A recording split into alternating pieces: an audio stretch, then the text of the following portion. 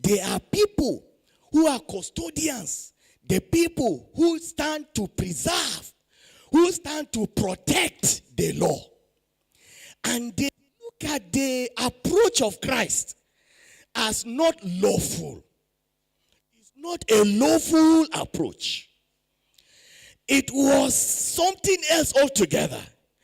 He was not known to have been schooled in any school of the Sanhedrin. He was never known to be in the school of the prophets.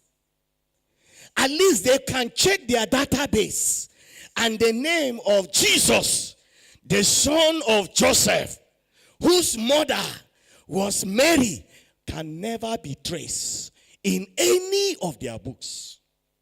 So what audacity, what authority does he have now to be doing what he was doing?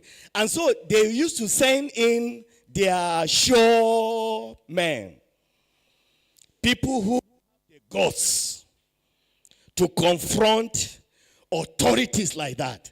So one while they will say, okay, you go and confront him. And so these texts that we are exploring, these texts that we are harvesting, that we are going through, is something that came from a confrontation.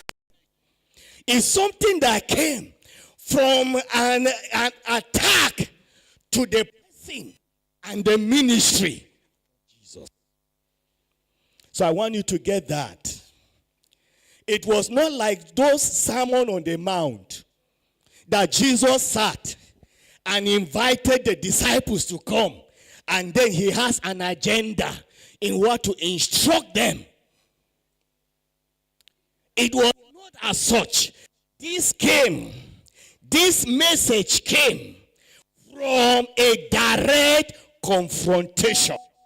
And it was a confrontation on the person and the ministry of Jesus Christ.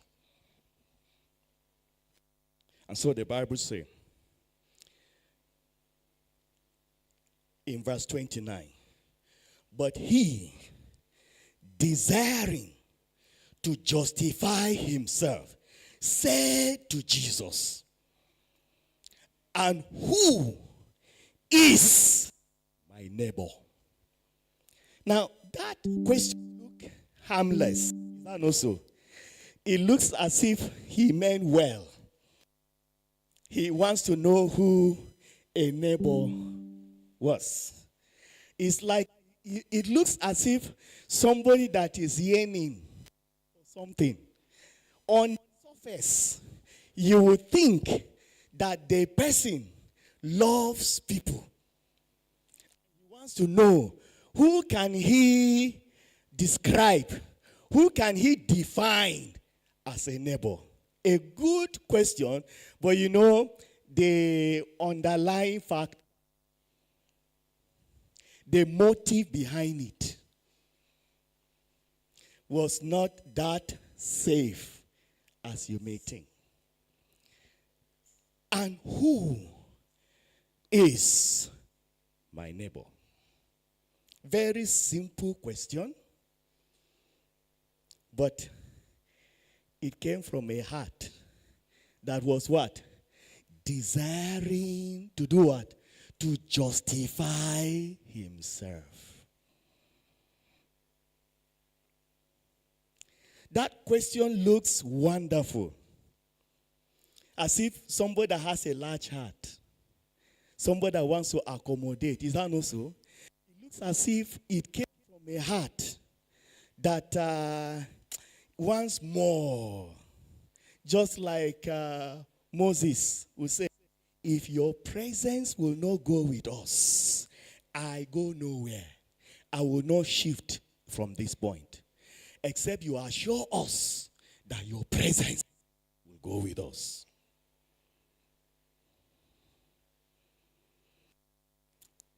The heart of Moses and the heart of this Pharisee, they are not the same.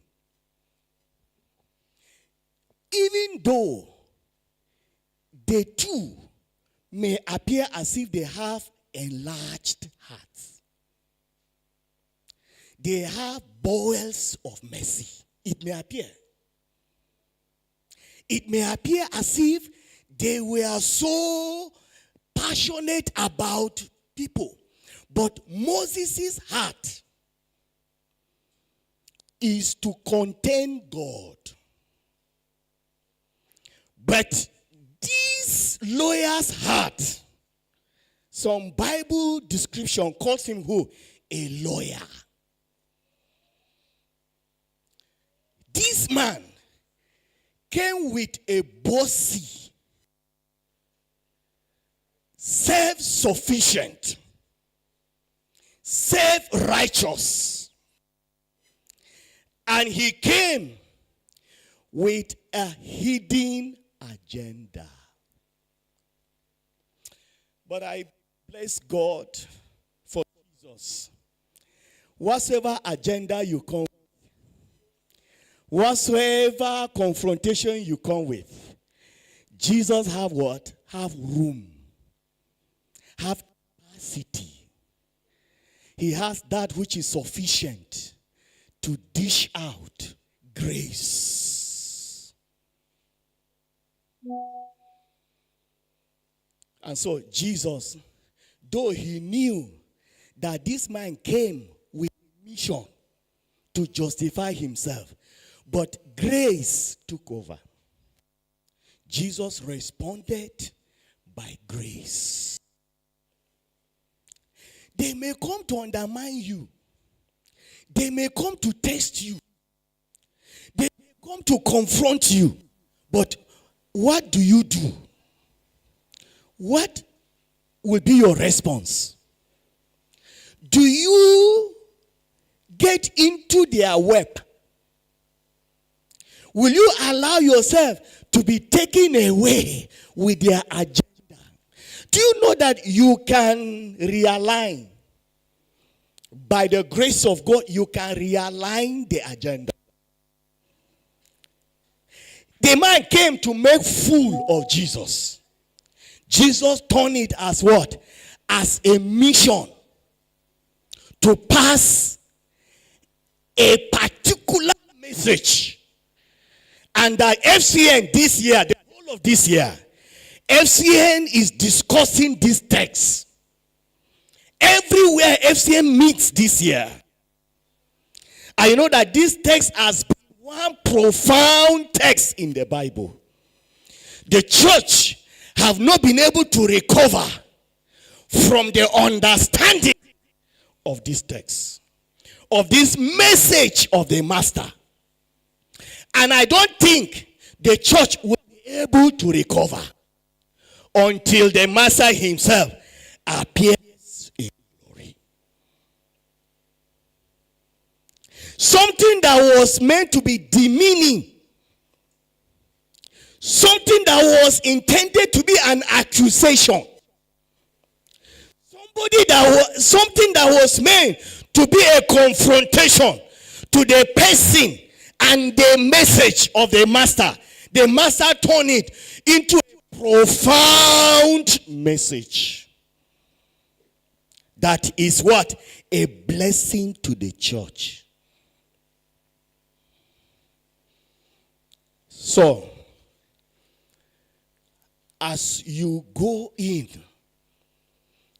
as a nurse missionary, you will be confronted. They will attack you. They will call you all kinds of names. They will come with all kinds of agenda in order to rubbish you. In order to rubbish FCN. There was a year in this school, I'm aware of it, that anybody that attends FCN is regarded as a non-serious believer. I don't know whether it has changed now. There was a time in this particular school that the unserious people are the people that go to FCN. The more serious ones, there's another fellowship in this school. I wouldn't want to call the name here. But anybody that means business with God goes to that fellowship. It is cool. And anybody that is just a Western, just people who just busy in making boyfriend, girlfriends in school, they are the people that identify with FCN. We used to cry that time. It said, God, our story must change. Why must it be that anybody that comes to us is regarded as a backslider? So FCN was associated with backsliding. It was a something that the enemy sponsored on this campus. I'm very much aware of it. It cost FCN a lot. When new students come, then they said, if you mean business with your life, from the gate they will begin to tell them, there is one fellow there. It's called FCN. They are not serious. If you are a serious believer, better run away from that group.